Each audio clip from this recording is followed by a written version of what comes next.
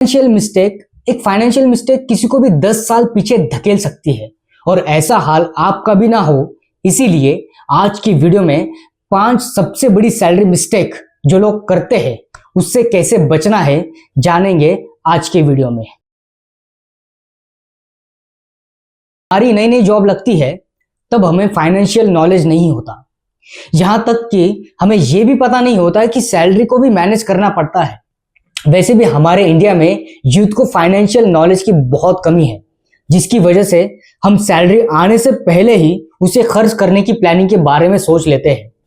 Salary आते ही EMI पर phone ले लूंगा या गाड़ी ले लूंगा, और ज्यादातर हम अपने यंग एज में अपने शौक पूरे करने के पीछे लगे रहते हैं कि पैसा हाथ में होगा तो ये खरीदेंगे वो खरीदेंगे। 30,000 की जॉब लगते ही हम उस सैलरी से 1 लाख वाली चीजें ईएमआई पर खरीद लेते हैं, बिना ये सोचे कि ये जॉब कब तक हमारा साथ देगी।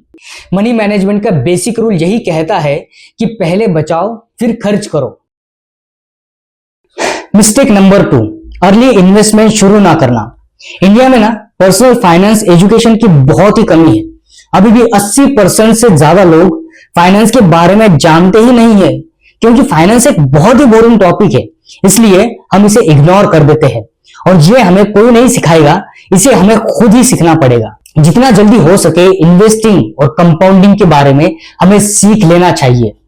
हमें अपने 20s में इसलिए इन्वेस्ट करना चाहिए, इन्वेस्ट ना करना ये हमारी 20s की सबसे बड़ी गलती हो सकती है, क्योंकि हमें यह समझ लेना चाहिए कि कंपाउंडिंग और टाइम की ताकत जो लंबे टाइम के बाद हमें अमीर बनाने में हमारी मदद करती है, क्योंकि जितनी देर से आप इन्वेस्टमेंट शुरू करोगे उन पैसों को कंपाउंडिंग होने में उतना ही ज्यादा टाइम लगेगा।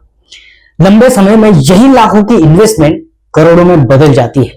इसलिए अगर आप सेविंग के चक्कर में पड़ रहे हो और अपने पैसों को बैंक में सेविंग के तौर पर रख रहे हो तो इन्फ्लेशन की वजह से उसकी वैल्यू हर साल कम होती जाएगी। भले ही छोटी अमाउंट से शुरू करो, पर शुरू करना जरूरी है। Mistake number 3, credit card trap. जब नई नई जॉब लगती है और बैंक में सैलरी क्रेडिट होती है तो हमें क्रेडिट कार्ड रिलेटेड बहुत सारे ऑफर्स आते हैं। हमारा भी ऐसा मन होता है कि हमारे पास एक क्रेडिट कार्ड होना चाहिए, और यही बिना सोचे हम क्रेडिट कार्ड ले भी लेते हैं। कमाई शुरू होने से पहले ही ज्यादा खर्च के चक्कर में पड़ जाते हैं, और एक गलती ये भी कर देते हैं, उसे यूज करने के बाद हम मिनिमम ड्यू भरते हैं, जो कि हमें एक कर्ज के जाल में फंसा देता है। उसका इंटरेस्ट हर महीने ऐड हो जाता है और प्रिंसिपल अमाउंट कम नहीं होता। इसलिए हमें जब तक क्रेडिट कार्ड का सही से इस्तेमाल करना नहीं आता तब तक हमें क्रेडिट कार्ड के चक्कर में नहीं पड़ना चाहिए। मैं ऐसा नहीं कह रहा कि क्रेडिट कार्ड नहीं लेना चाहिए, पर आपको पहले समझना पड़ेगा कि क्रेडिट कार्ड सही तरीके से कैसे यूज किया जाता है, इसको समझना जरूरी है। मिस्टेक नंबर 4, अपने 20s में होम लोन ले लेना। देखो, घर खरीदना एक अच्छी बात है, इससे आपका एसेट बनता है, पर घर खरीदने की भी एक एज होती है। लेकिन जॉब लगते ही हमें सोसाइटी का प्रेशर आ जाता है, जो हम सोसाइटी में देखते हैं। किसी ने यंग एज में घर खरीद लिया तो हमारा भी माइंडसेट वैसे ही हो जाता है कि हमें भी घर खरीद लेना चाहिए, और घर खरीद भी लेते हैं एक छोटा सा डाउन पेमेंट करके। लेकिन यही लोन हम ले लेते हैं बिना ये सोचे कि ये लोन खत्म होने में हमारे जिंदगी के 30 साल लग जाएंगे। ये वो साल होते हैं जहां हमें एक अच्छा करियर बनाना होता है, अलग अलग चीजें एक्सप्लोर करना होता है, स्किल्स को एक्सप्लोर करने का टाइम होता है। अगर हमारे ऊपर लोन का प्रेशर रहेगा तो हम किसी भी नए फील्ड में खुद को एक्सप्लोर नहीं कर पाएंगे, कमाने के नए तरीके नहीं सीख पाएंगे, और खुद के माइंडसेट को कभी बदल नहीं पाएंगे। और इसकी सबसे बड़ी वजह वो लोन होगा जो आपको सभी तरफ से बांध देगा। इसलिए घर तो हमें जिंदगी में एक ही बार खरीदना होता है, कम से कम हमें 5 से 10 साल तक घर खरीदने के बारे में सोचना ही नहीं चाहिए। मिस्टेक नंबर 5, इंश्योरेंस ना लेना। 5वां और सबसे आखिरी पर सबसे ज्यादा जरूरी, जो आपकी जिंदगी को सेव करता है। अगर आपने ये मिस्टेक की तो इसमें आपकी जिंदगी भर की कमाई, इन्वेस्टमेंट या आपकी सेविंग सब कुछ बर्बाद हो सकती है, और वो है हेल्थ इंश्योरेंस और टर्म इंश्योरेंस ना लेना। देखो, हेल्थ इंश्योरेंस आपकी और आपकी फैमिली का एक प्रोटेक्शन की तरह काम करता है। फ्यूचर में अगर कुछ हो जाता है, एक्सीडेंट या कोई बीमारी, इसी हेल्थ इंश्योरेंस से आप बेहतर इलाज कर सकते हैं, वो भी अच्छे ट्रीटमेंट के साथ, क्योंकि आजकल हॉस्पिटल के बिल्स और दवाइयाँ इतने महंगे हो चुके हैं कि उसका तो कोई जवाब ही नहीं है।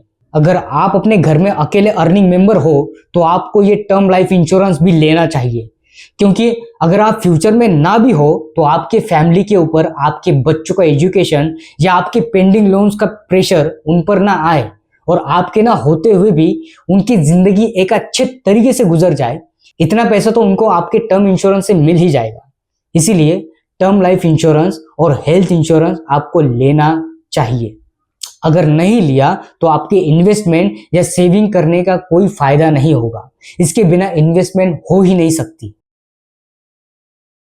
तो आज की वीडियो का एक ही मतलब है कि पैसों की प्रॉब्लम पैसों से नहीं है, डिसीजन से होती है। चलिए वीडियो खत्म होने से पहले खुद से एक प्रॉमिस करते हैं। जब भी सैलरी आएगी पहले उसको बचाओगे फिर खर्च करोगे। दूसरा है, इन्वेस्टमेंट के लिए परफेक्ट टाइमिंग का वेट नहीं करेंगे, आज से ही स्टार्ट करेंगे। नंबर 3, क्रेडिट कार्ड सिर्फ तब यूज करोगे जब पूरा बिल भर सको, मिनिमम ड्यू नहीं। चौथा है, पहले करियर बनाना बाद में घर। और जिंदगी का सबसे जरूरी प्रॉमिस, अपनी फैमिली के प्रोटेक्शन के बिना कोई इन्वेस्टमेंट शुरू मत करना, क्योंकि पैसा फिर से कमाया जा सकता है पर एक गलत डिसीजन सालों तक का सुकून ले जाता है। अगर आप अपने लाइफ को लेकर सीरियस हो तो आज से ही अपने फाइनेंस का रिव्यू करो। Thank you so much.